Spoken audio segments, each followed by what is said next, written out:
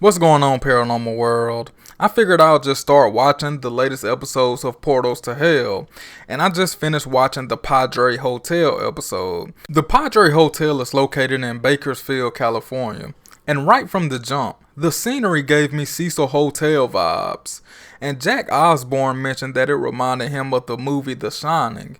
But if anyone is familiar with The Shining, you know that the whole movie takes place at the Overlook Hotel. Me personally, I didn't see any similarities, but that's neither here or there. But with this episode, the dynamic was thrown off, but not in a bad way. For whatever reason, Katrina wasn't there. She wasn't there in person, but she was just on FaceTime here and there.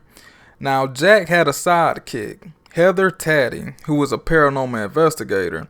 Furthermore, after her introduction, Heather added that Jack and her are the first paranormal TV show to broadcast here at this hotel. Then we transition into the tour of the hotel. The general manager of the hotel, named Jennifer, she explained that the hotel has been there since 1928. And it's seen its share of disasters, from fires to earthquakes. However, this place has also seen its share of paranormal activity. And as soon as Jennifer was asked about the paranormal activity, she took them to the cafe. And this is where a handprint from a little girl has been appearing on this wall. I mean, people have been painting over it. They've been staining it. I don't know. They've been sanding it down. But the handprint still appears no matter what. And I don't know, I find that very eerie and very creepy. And from what Jennifer said, a lot of people have seen this little girl all over the first floor, playing around, running, playing hide and go seek. And then Jennifer gives us her personal paranormal experience. She was in the restroom in the basement, and she heard the locks being played with by the ghost in the bathroom stalls. Now, that's very creepy as well. But anyway, who would be using the restroom way down in the basement? Now, that's just not logical, especially in a haunted hotel. And although Jennifer is giving us the tour of the hotel, she's telling us all these things, but it just seems like she's still like a non-believer. I don't know, I just get the vibe from her that she wasn't really confident that it was ghosts there. I don't know. But anyway, they mentioned the 7th floor and the 8th floor, and these are the most haunted floors in the hotel. And Heather will be spending the night in room 704 while Jack will be in 803. And in particular in these rooms, furniture has been being moved, people have seen a man just watching over them, people have been hearing voices, so it's a lot of activity in these specific rooms. And then we cut to this round table of witnesses.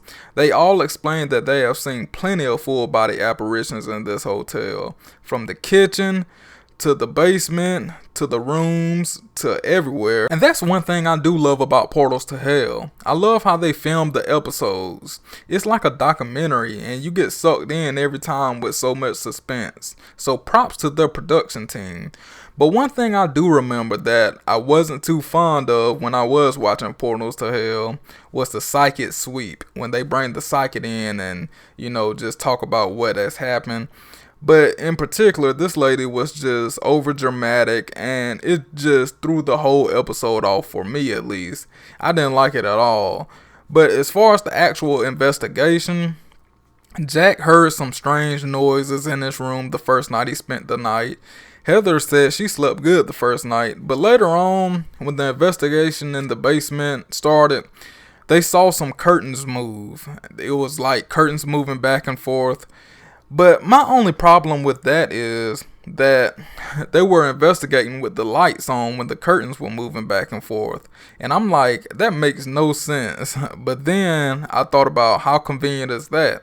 Because the curtains were really black, and if the lights were off, then we wouldn't see the curtains move. So I thought that was very convenient. Cliche guys. But nonetheless, I would expected them to freak out or get a better reaction than what they did. But it was just dull. But later on in the episode, when the REM pod kept going off in Heather's room, she began to freak out. And I'm like, why didn't you get this reaction from the curtains? I don't know, man. I don't know. It's Portals to Hell. Overall, they really didn't do all they could have, if that makes sense.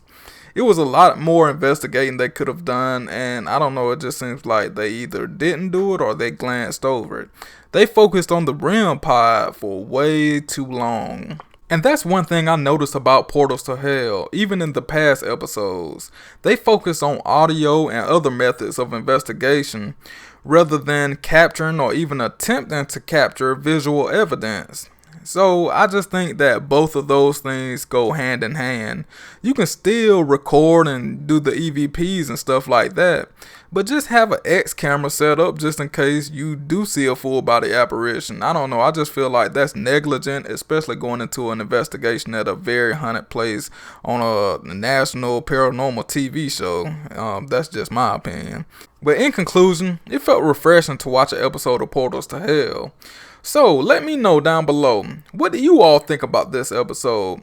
And if you love any and everything paranormal or horror movie related, make sure you check out my channel. And if you like it, subscribe, hit that notification button so you can see every time I upload. And if you like this video, give it a thumbs up. As always, be safe, peace.